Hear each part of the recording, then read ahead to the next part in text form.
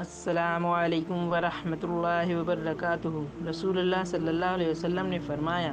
جو شخص دن میں 100 مرتبہ لا الہ الا اللہ وحدہ لا شریک لہ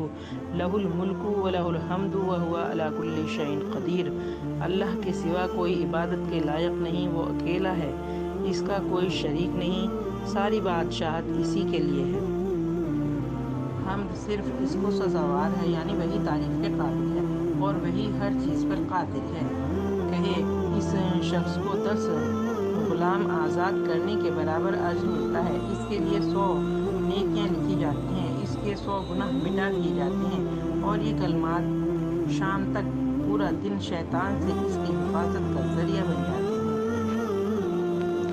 اور کوئی شخص اس سے زیادہ افضل عمل نہیں کر سکتا سوائے اس شخص کی جو اس سے بھی زیادہ مرتبہ یہی عمل کرے۔ اور جس شخص نے ایک دن میں 100 مرتبہ سبحان اللہ وبحمدہ کہا تو اس کے تمام گناہ معاف کر دیے جاتے ہیں، چاہے وہ سمندر کے جھاگ کے برابر ہوں۔ اے اللہ، جو بھائی بہن سیدھے راستے سے بھٹکے ہوئے ہیں، ان سب کو سیدھے راستے پہ چلنے کی توفیق عطا فرما، ان میں بھی شامل ہوں، آمین یا رب العالمین۔